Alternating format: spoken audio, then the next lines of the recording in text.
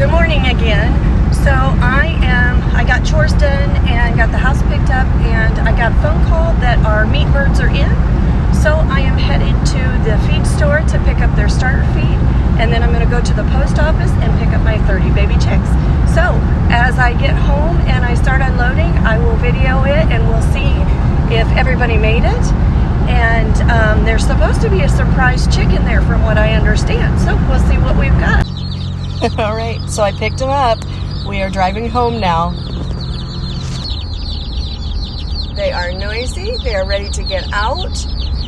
The lady at the post office said they are feisty. They have been all over not stopping. So I think we got a really healthy batch here. I can't wait to get them out and see how they did. We made it home, and I am getting I'm getting their water and their food ready before I start taking them out. I've got the brooder set up and I've got the shavings in. I did that this morning, washed it all out yesterday and let it dry in the sun to kind of sanitize, because we haven't used it since we brooded our laying flock, and that was a couple months ago. So everything is clean. I filled up their water, and I'm just going to give them a little splash of apple cider vinegar to kind of help boost their immune system. It's like a probiotic for them. So I'm going to set that in the brooder, and when I went out to get them, I ran to the feed store and got the chick starter feed. I'll probably only keep them on that a week and then switch them over to the meat chicken feed that I got. I got that at our feed mill. And but this is it's a starter feed, and it is medicated, which I'm not real thrilled about, but I just want to make sure that they are the strongest and the healthiest. Now this batch that there should be 30 in here. I ordered 30 jumbo Cornish cross sea monsters and they only take 8 weeks to grow out. So from the day they were hatched to for 2 months, they eat and eat and eat and eat and eat, and that's all they do, and they grow. That's their whole purpose. And then so it's probably middle of July, towards the end of July, depending on their weight, we'll go ahead and process them. So we're going to do 2 batches of those this year. Now this is my first one. I've not done meat birds before. So, and my husband, he was raised on an egg farm, so they had like 33,000 chickens, but they were layers, and his dad sold the eggs.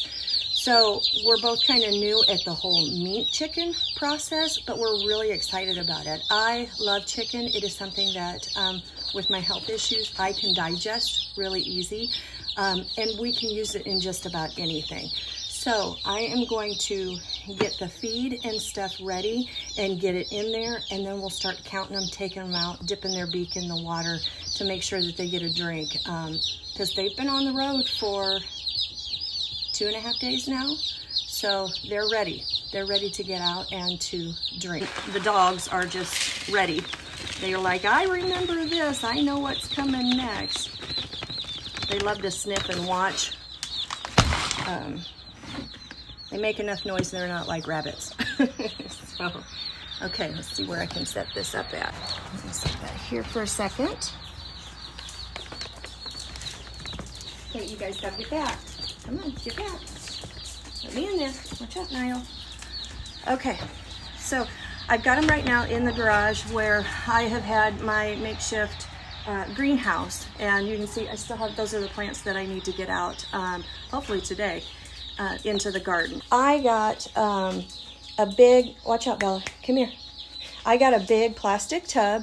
It is a, what is that? 160 quart storage box. It did come with a lid, but Steve made me a wire top so it's ventilated, so that way then they get plenty of airflow. The heat lamp I can set right on top and it doesn't get too close to them. And I can just come in and kind of eyeball and see if everybody's okay. And it worked really great for the layers. I had the geese in there, and they of course quickly outgrew that because they grow so fast. Feed in, I'm going to put it away from the heat lamp as well as the water. I want it as flat as possible though, so it doesn't drip out. Okay, I'm gonna get them.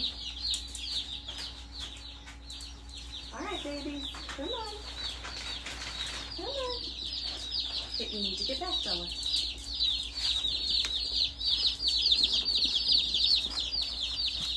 I'm gonna take this and just set it off to the side so that I can put the whole thing in there, because I got 2 dogs that are just ready to greet them. And they don't need to be greeted by a dog. All right, you need to get back. All right, let's see what we've got here. So these Cornish cross, jumbo Cornish cross, are like what we get at the grocery store. They're nothing fancy. Good solid white meat on the breasts. These will probably average around 4 and 5 pounds by the time they are finished growing. My next batch is going to be a different kind, because we're going to test and see which one we like best. Oh, hi babies. So there they are. It doesn't look like we lost any. Yeah. Hi, and there's our little, this is our little surprise one. And he looks like an Australorp. So we'll see, I don't know. Okay, get back. Let's see if I can put it here. Nope. Okay. Hi, babies. That's right. And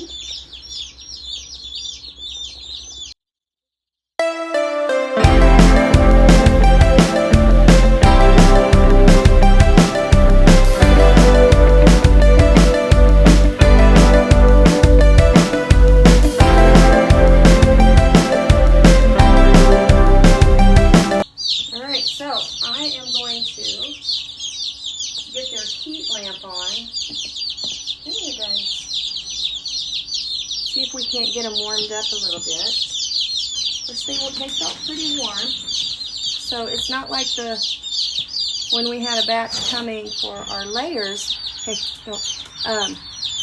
it was cold when they came. So they needed to be warmed up. Stop, guys.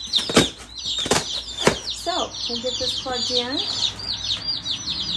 They all know where the water is. They're finding the feed.